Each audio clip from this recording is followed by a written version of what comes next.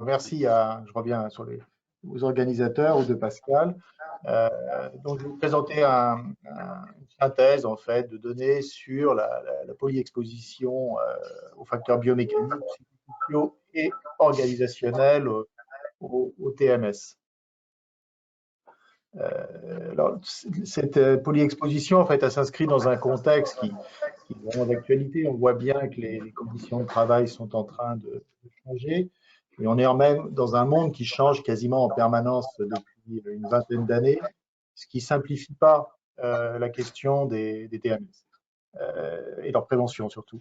Bon, vous savez qu'on est dans une phase de révolution technologique avec une numérisation croissante, des biotech qui montent, une évolution assez importante de la distribution de l'économie, qui peut être liée à la mondialisation, à la financiarisation, mais globalement, attendez, je perds mon truc, moi.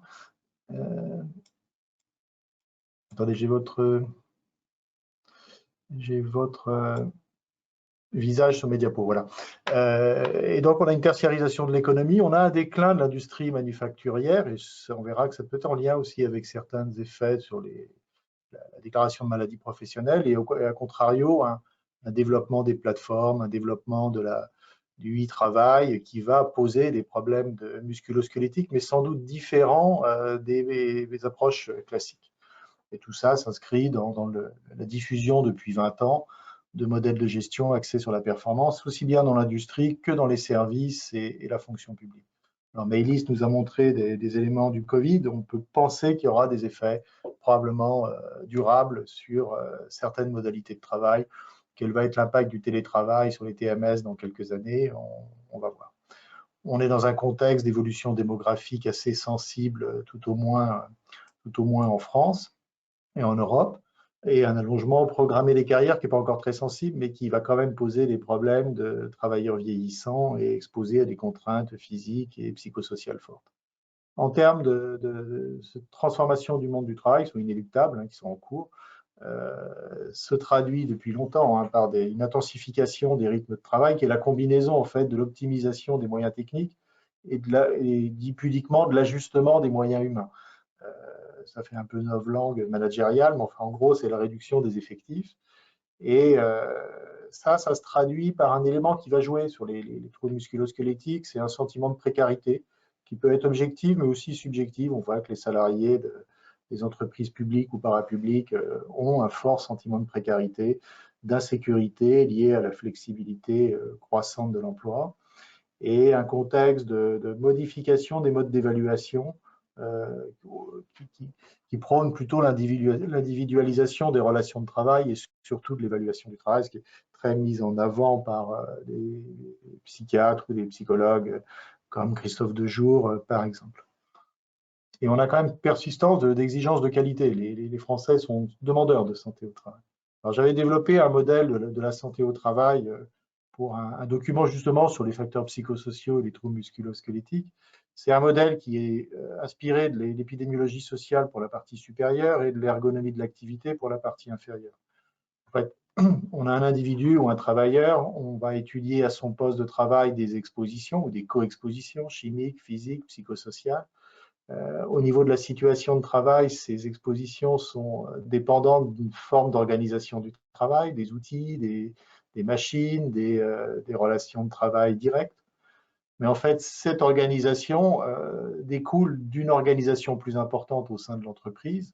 Et dans la démarche ergonomique, quand on remonte le faisceau de cause des TMS, on a tendance à remonter vers le sommet de l'entreprise ou de l'administration.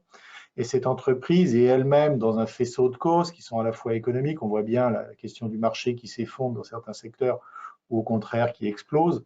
Par exemple, la livraison type Chronopost en ce moment va avoir des impacts sur les troubles musculo-squelettiques via une modification de l'exposition physique.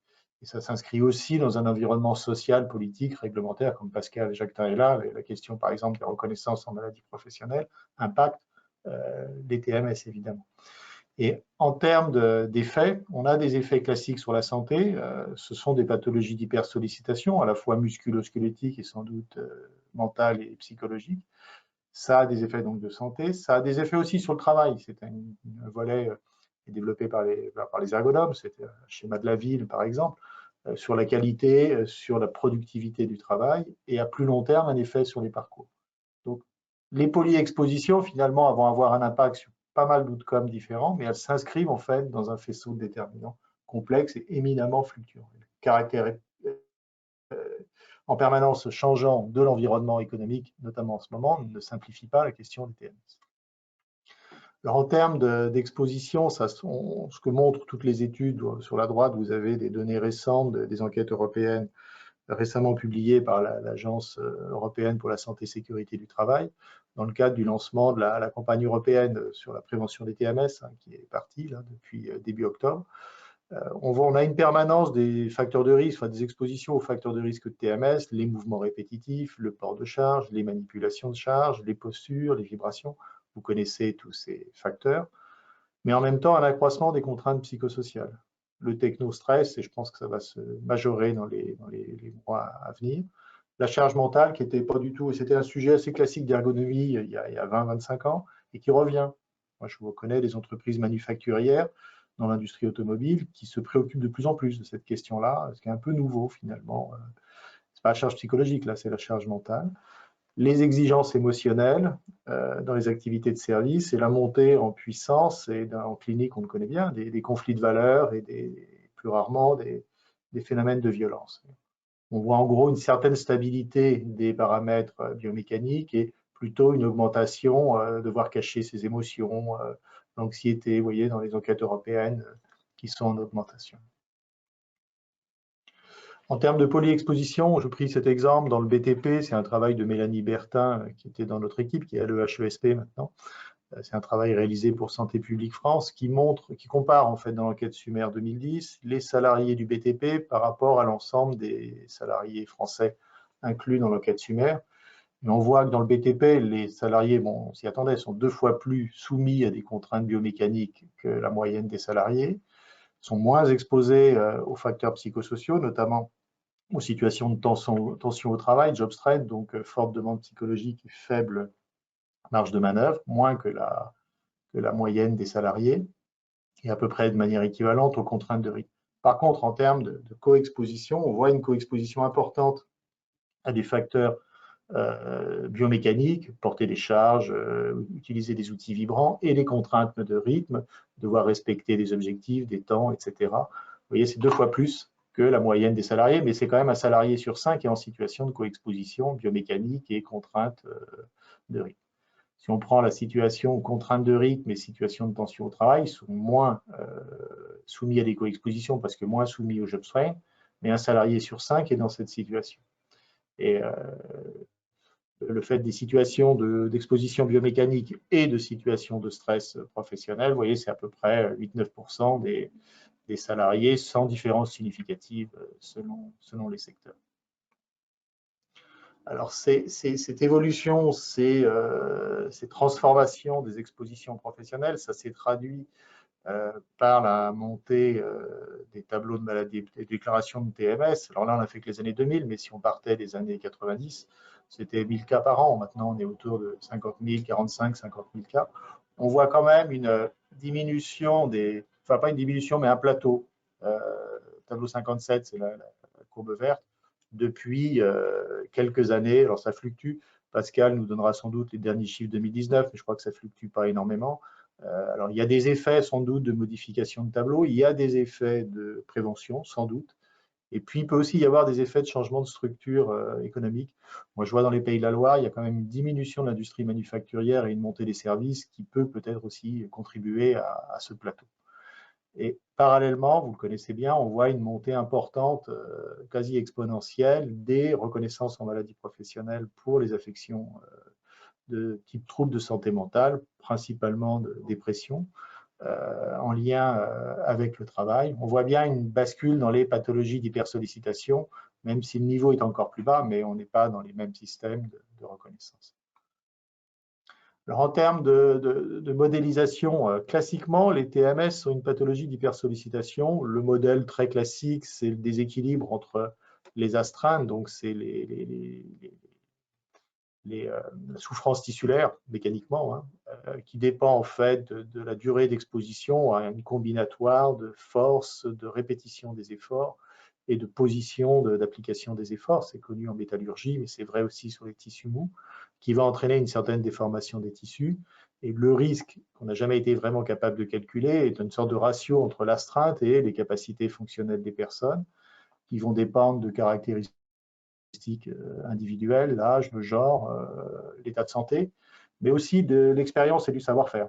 Et l'ergonomie a bien montré, Alain montrait des exemples ce matin de stratégies en fait de précaution ou des savoir-faire de prudence des travailleurs qui peuvent aussi réduire l'astreinte en adoptant des stratégies moins sollicitantes sur le plan musculo-squelettique. Donc le niveau de contrainte, il existe. Il n'y a pas de TMS classique sans effort. Vous voyez, porter un pack d'eau en bout de bras, ça entraîne des efforts supérieurs à plus de 100 kg du fait du bras de levier. Mais on n'a jamais été capable vraiment d'évaluer ses capacités fonctionnelles et le calculer de ce risque. Il y a eu des tentatives par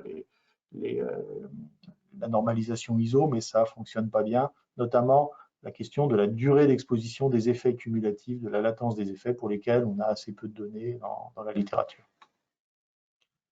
Alors ça, c'était le modèle classique. En fait, parallèlement, il y avait eu des travaux dans les années 90 sur les travaux très statiques, notamment de collègues comme Jürgen Winkel.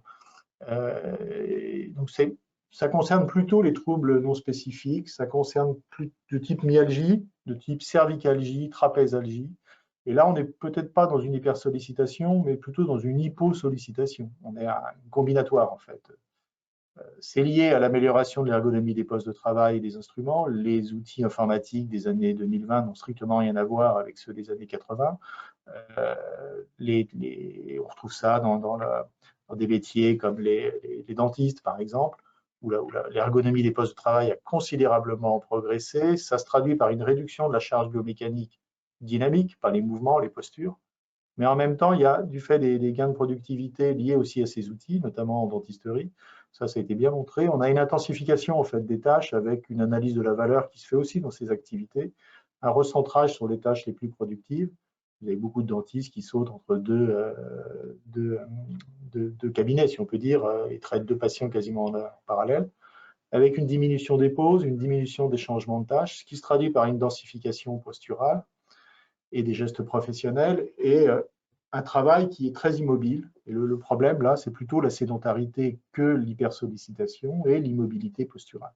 Et ça, on sait depuis longtemps que ça entraîne une charge musculaire statique importante, plutôt sur le rachis axial, donc c'est plutôt cervico-scapulaire, dorso-lombaire, mais pas tellement les extrémités, notamment les poignets.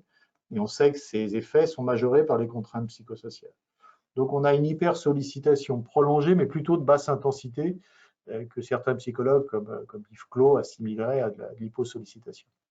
Et ces services, en termes de TMS non spécifiques, ont des niveaux de plainte très élevés. Ce ne sont pas des pathologies de la coiffe des rotateurs ou du canal carpien, ce sont des douleurs chroniques. Et des travaux anciens qui sont confirmés par l'électrophysiologie récemment montrent, en fait, on a des hypothèses que le fait de ne pas bouger, d'avoir une hypersollicitation prolongée, c'est l'hypothèse des fibres en Cendrillon de Goren-Hag.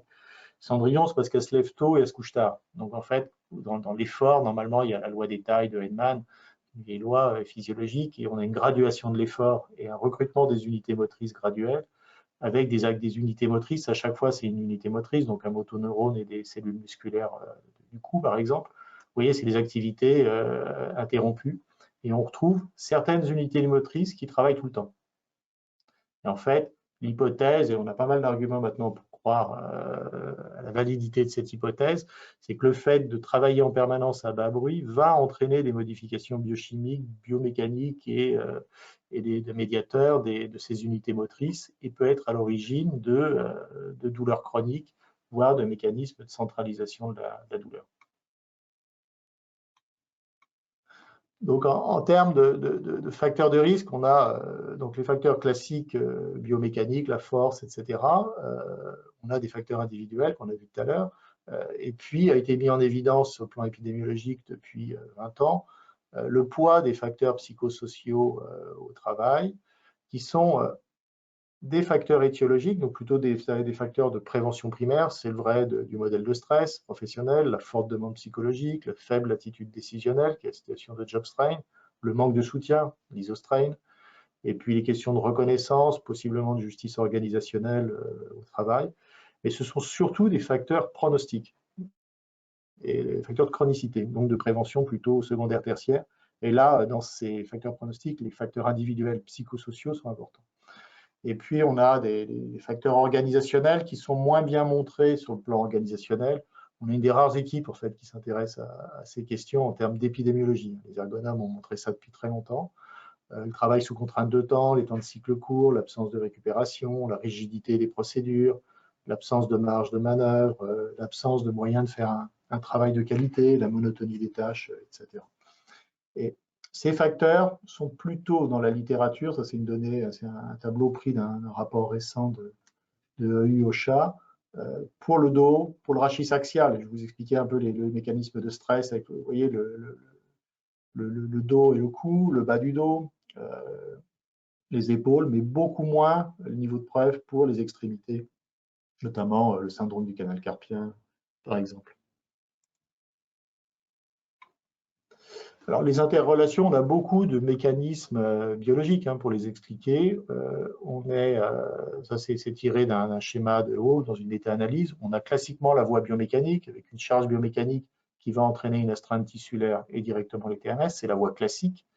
Puis pour des postes moins sollicitants ou dans des situations de stress important, on va avoir une réponse, ou en tous les cas un mécanisme adjuvant par des mécanismes plutôt liés aux situations de tension psychologique qui vont, comme je vous le montrais pour le modèle de Hague, majorer la tension musculaire, modifier la vascularisation des unités motrices et activer de manière prolongée certaines unités motrices à court terme. Ça va entraîner des gênes, des douleurs. C'est le fait d'avoir un peu mal au cervical en fin de journée de télétravail ou de visioconférence de l'Institut Paris-Est.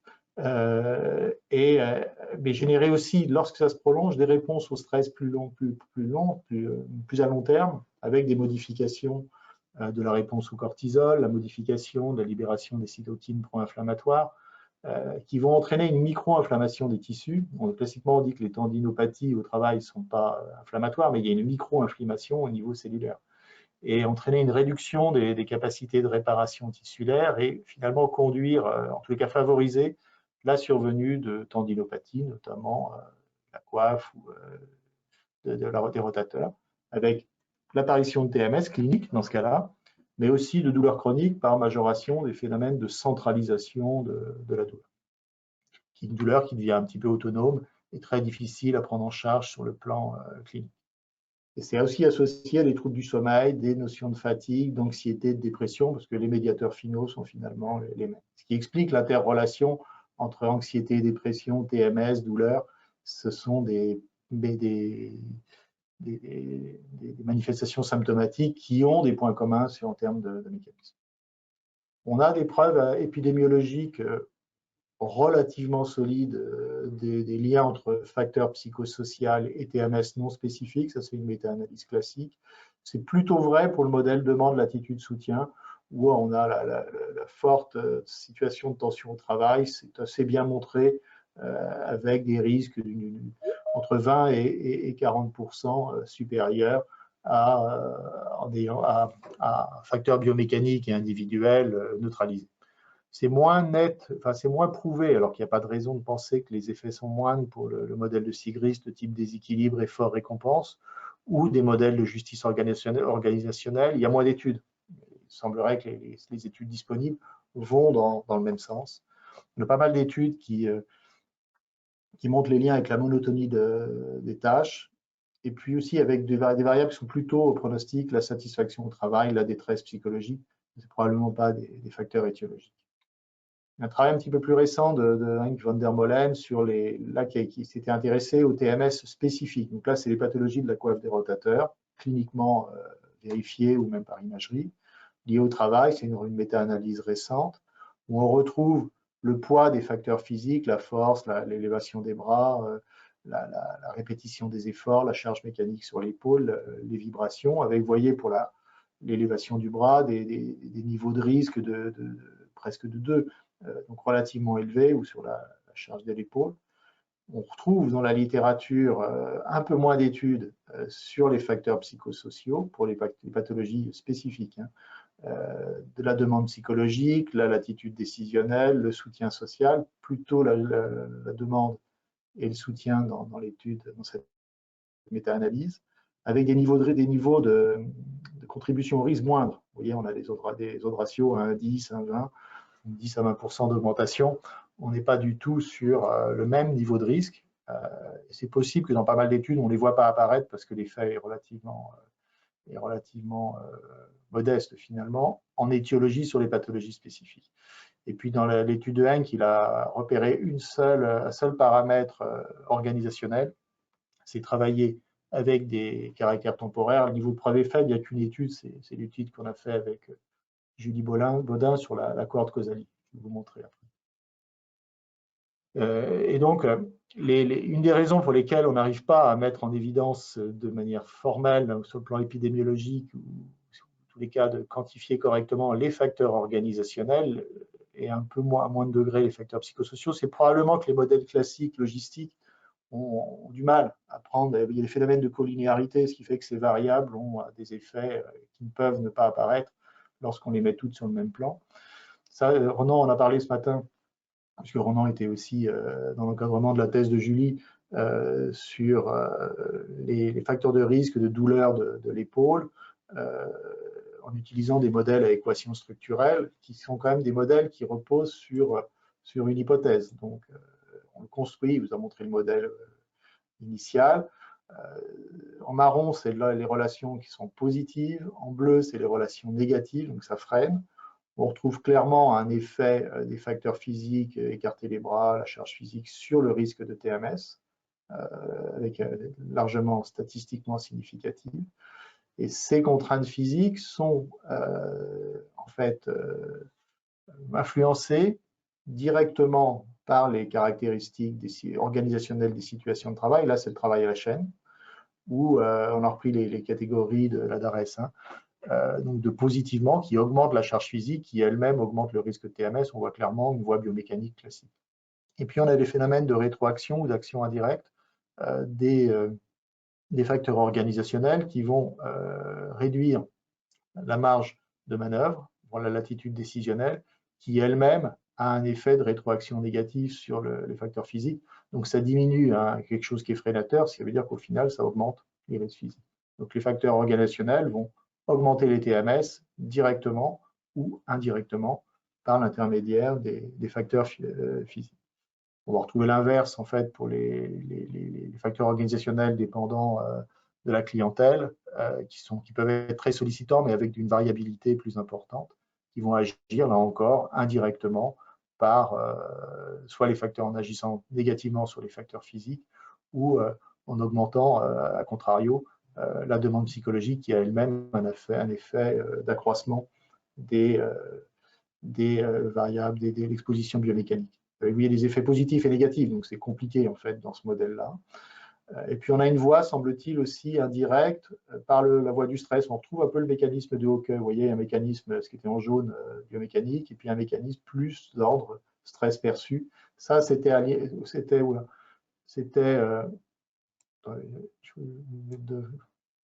vous apparaissez tous là. Je ne sais pas comment vous cacher. Voilà. Ça, ces données-là sont à l'inclusion, et ça, c'est au suivi 5 ans après. C'est aussi bien le stress que les pathologies, que les TMS. Donc, ce modèle-là a été répliqué pour d'autres outcomes, le canal carpien, mais même le syndrome de la coiffe des rotateurs, aussi les pathologies cliniques, dans la cohorte Causalie, ou le syndrome du canal carpien, mais on a aussi pu le répliquer dans une grande entreprise pharmaceutique pour laquelle on bénéficiait de données épidémiologiques assez similaires à la cohorte Causalie. Et on arrive à une validation externe de ce modèle. Alors, ça montre des choses, l'épidémiologie, que les ergonomes ont montré depuis très longtemps. Par exemple, le lien entre le travail temporaire recours à des intérimaires et les TMS. Il y avait une étude de Pierre Franqui, qui était un des premiers, tout premier, à travailler sur les TMS à l'ANAC, qui avait participé à l'enquête ANAC-INSERM à l'époque. Et puis, il avait fait travailler avec un médecin du travail que vous connaissez bien, qui est Alain Jabès, chez un sous-traitant de Renault à l'époque, c'était dans les années 90, ça avait été publié par l'ANAC en 95, 96. C'était un fabricant de sièges qui était ensuite inséré sur une chaîne de montage de voitures. Je crois qu'Alain, il avait déclaré 60 TMS sur 400 salariés en une année. Hein. Donc, il y avait un taux de TMS absolument élevé. L'ANAC était intervenu après, d'autres cabinets. C'est une des premières études qui a travaillé sur les dimensions organisationnelles. Et un des résultats de cette étude, il y en avait d'autres, c'était la question des savoir-faire, la complexité des savoir-faire et de la reconnaissance en fait, des savoir-faire des travailleurs expérimentés. Et en fait, dans l'entreprise, il n'y avait aucune reconnaissance du savoir-faire des ouvriers qui étaient considérés comme des exécutants, alors que c'est compliqué de housser un siège. Du fait de l'absentéisme, une embauche de nombreux travailleurs intérimaires qui ne disposaient pas de ces savoir-faire, qui avaient en fait des difficultés à assurer la productivité, qui transféraient une partie de la charge sur les travailleurs expérimentés, qui avaient tendance à être surchargés, à s'absenter plus, à être remplacés par des travailleurs intérimaires et à entraîner un cercle vicieux, ce qui avait été appelé des boucles infernales à l'époque. On avait retrouvé des choses dans la viande un peu similaires. Dans la cohorte Causalie, on retrouve, donc là de manière épidémiologique, un risque augmenté de pathologie de l'épaule et du canal carpien chez les intérimaires, mais aussi, ça on s'y attend, les travailleurs plus exposés, mais aussi chez les collègues des travailleurs intérimaires. Probablement que ce mécanisme pourrait l'expliquer. Et en termes de polyexposition, c'est la notion de faisceau de cause. François Danilo avait montré ça dans le séminaire ANAC en 1998. Donc, vous voyez, ça fait longtemps que cette approche est développée. On a de plus en plus des données qui vont dans ce sens-là. Nos données épidémiologiques vont plutôt convergent avec ces modèles. On voit des déterminants très nombreux, variables, qui peuvent évoluer dans le temps, qui sont dépendants des contextes, qui vont modifier en fait l'exposition au niveau des situations de travail, à la fois psychologiques, biomécaniques, possiblement par l'effet d'une diminution des marges de manœuvre, des stratégies pour les opérateurs pour y faire face, et une approche qui insiste sur le sens du geste, sur la créativité. C'était tout l'apport des travaux d'Yves Clos sur les concepts de gestes empêchés et ce que lui appelle une hyposollicitation, c'est-à-dire des gestes un peu mécanisés qui ne permettent pas de développer et de déployer ses compétences et ses savoir-faire. Et ça, c'est toute l'approche aussi psychologique, je ne détaille pas aujourd'hui, mais psychosomatique des TMS, qui est sans doute important et qui fait toute la complexité de la prévention. Et ce modèle ergonomique classique, un des leviers, c'est l'augmentation de la marge de manœuvre, mais ce n'est pas facile à faire dans un contexte de transformation très importante à la fois du monde du travail et des statuts de l'emploi. Sur une économie de plateforme chez Uber ou chez Deliveroo, je ne pense pas que ce soit très facile d'intervenir en ce moment. Donc, en termes d'implication pour la prévention, on voit une montée en puissance des RPS combinés aux troubles musculo-squelettiques. Et ce sont des pathologies ou des symptômes qui ont des mécanismes assez proches, à la fois bio-psychosociaux, et des déterminants qui globalement sont liés à l'organisation du travail et aux pratiques managériales. Donc il y a un point commun entre ces pathologies. On voit d'ailleurs les entreprises travaillent souvent d'abord sur les TMS, puis sur les risques psychosociaux. Et ça a un impact sur les modèles de prévention et d'intervention. On le sait, la question du faisceau de cause, de la polyexposition, il y a un consensus quand même sur la prévention des TMS de toutes les institutions, des cabinets conseils, de l'INRS, de l'ANAC, de l'ANSES, etc. Il faut pouvoir comprendre et débattre la complexité des déterminants. Ce n'est pas une pathologie purement biomécanique. C'est très souvent biomécanique, mais ce n'est pas seulement biomécanique.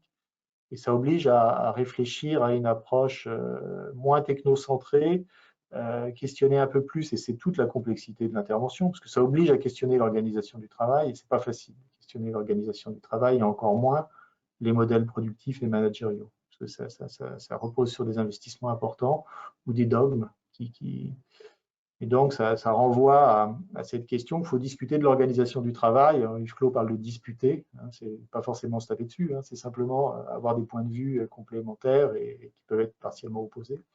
et essayer d'avancer, en fait, de part et d'autre, des responsables d'entreprise, des médecins, toutes les parties prenantes, sur mieux comprendre ces effets et essayer de trouver des solutions dans l'organisation du travail. Il y a des cas où ça marche, donc, par contre, on n'arrive pas vraiment à les capitaliser.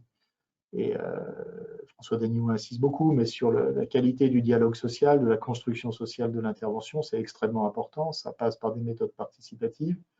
Et ce qui est compliqué pour les TMS, et c'est encore pire pour les RPS, c'est que ce sont des stratégies à moyen terme. C'est rarement des interventions brèves.